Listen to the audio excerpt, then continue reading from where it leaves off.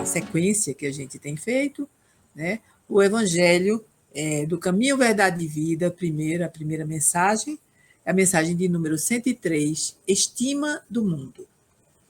E diz, é uma fala de Jesus, está em Mateus, capítulo 10, versículo 25, que diz: se chamaram Belzebu ao pai de família, quanto mais aos seus domésticos. Né?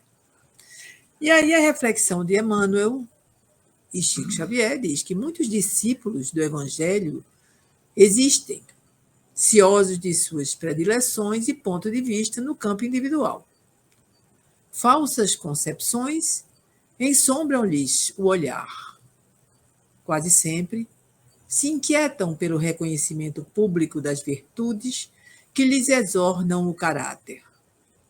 Guardam o secreto propósito de obter a admiração de todos e sentem-se prejudicados se as autoridades transitórias do mundo não lhes conferem apreço. Agem esquecidos de que o reino de Deus não vem com aparência exterior. Não percebem que, por enquanto, somente os vultos destacados nas vanguardas financeiras ou políticas arvoram-se em detentores de prerrogativas terrestres, senhores quase absolutos das homenagens pessoais e dos necrológicos brilhantes. Os filhos do reino divino sobressaem raramente e, de modo geral, enchem o mundo de benefícios sem que o homem os veja, à feição do que ocorre com o próprio Pai.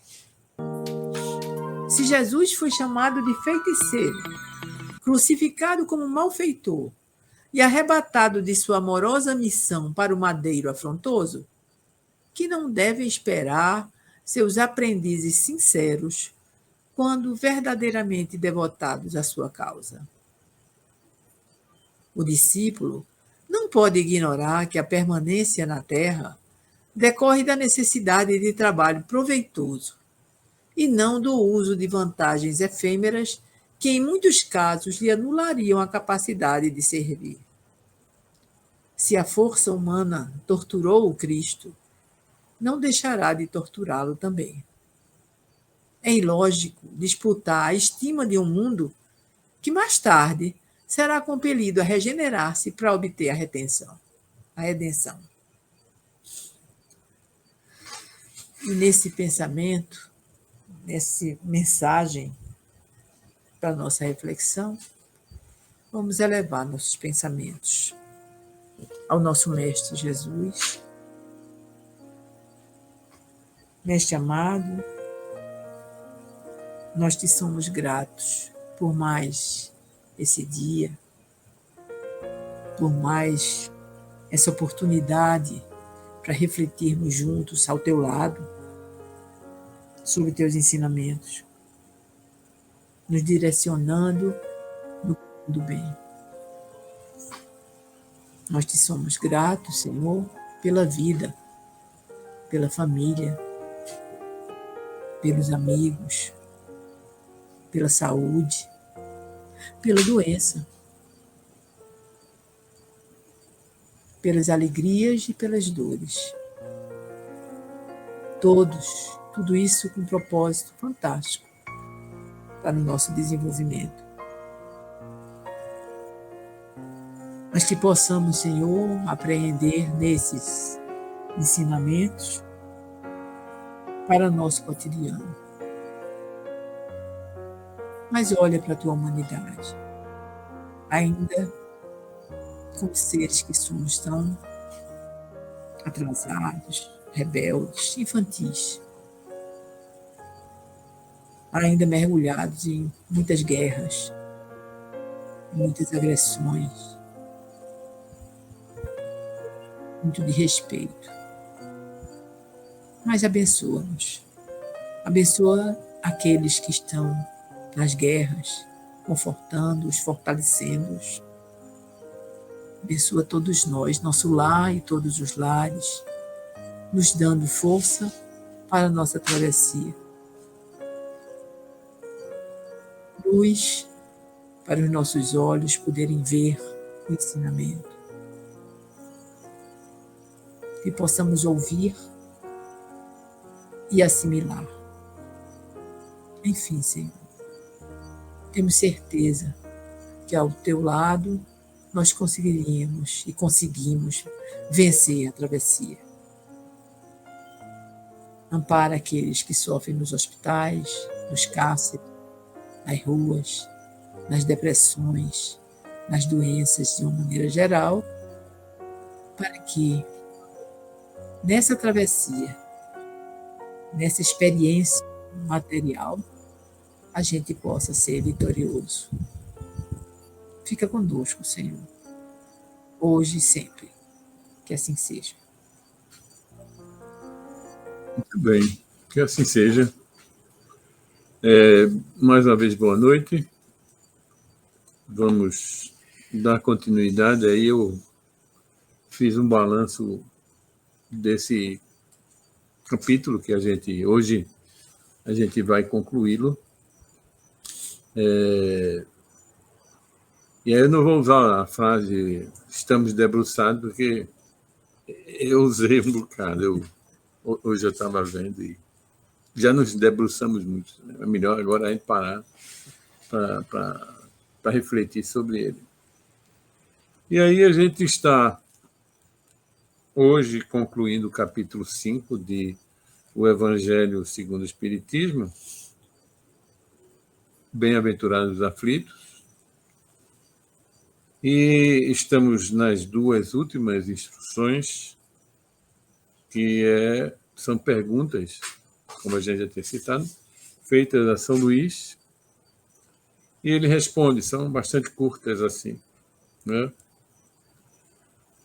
No item 30, a gente está justamente o título dessa sequência que a gente está concluindo, Provas Voluntárias do Verdadeiro Silício. Começou com o Anjo Guardião, Bernardin, aí São Luís, a semana passada, 2 mensagens de São Luís, e hoje mais 2 mensagens, perguntas feitas a São Luís, em Paris, 1860, e ele nos respondeu. A primeira diz o seguinte: um homem se expõe a um perigo iminente para salvar a vida de um dos seus semelhantes.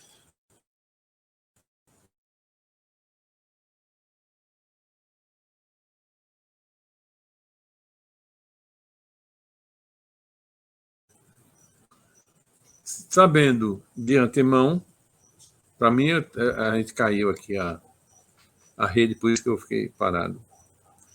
Mas eu vou voltar para isso da pergunta. Um homem se expõe a um perigo iminente para salvar a vida de um de seus semelhantes, sabendo de antemão que ele mesmo sucumbirá. Pode isto ser considerado um suicídio? Essa é a pergunta. E aí a resposta de São Luís. A partir do momento que a intenção de procurar a morte não existe, não há suicídio, mas devotamento e abnegação, mesmo tendo a certeza da morte. Mas quem pode ter esta certeza? Ele nos traz essa reflexão. Quem diz que a providência não reserva um meio inesperado de salvação no momento mais crítico? Não poderia ela salvar mesmo aquele que estaria na boca de um canhão? Frequentemente, ela pode querer fazer a prova da resignação, chegar até o último limite, quando uma circunstância inesperada desvia o golpe fatal. E aí tem uma inclusão aqui de Allan Kardec, que nos diz: A espiritualidade na codificação imprime no universo humano a grafia divina, recolocando o homem em seu lugar de eterno aprendiz diante da eterna sabedoria, sempre providente e plena de vida. E a próxima questão, a 31, perguntou a São Luís: aqueles que aceitam seus sofrimentos com resignação por submissão à vontade de Deus e tendo em vista sua felicidade futura, não seria isto em benefício próprio? Poderiam seus sofrimentos vir em benefício de outros? E São Luís responde: estes sofrimentos podem vir em benefício de outros, material e moralmente. Materialmente, se pelo trabalho, as privações e os sacrifícios que eles se imponham contribuem para o bem-estar material de seus semelhantes. Moralmente, pelo exemplo que oferecem de sua submissão à vontade de Deus. Este exemplo de poder da fé espírita pode induzir as infelizes criaturas à resignação, salvá-las do desespero e de suas funestas consequências para o futuro. E aqui também tem duas inserções aqui feitas por Allan Kardec. Quando fala sobre oferecer-se à submissão da vontade de Deus, ele interpola: dentro de uma concepção de homem, cujo fim é reintegrar-se à família divina, a doutrina espírita faz o caminho humano de submissão à vontade de Deus, possibilitando aos espíritas darem o exemplo do poder da fé espírita. E aí tem um adendo, o que é que significa fé espírita. E Allan Kardec nos traz. Fé espírita.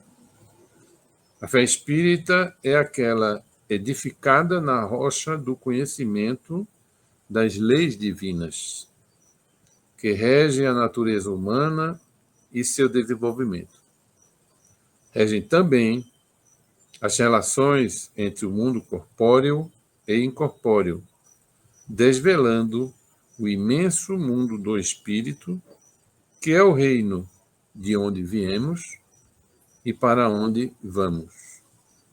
A fé espírita, assim, é a fé no espírito, cujos atributos estudados na codificação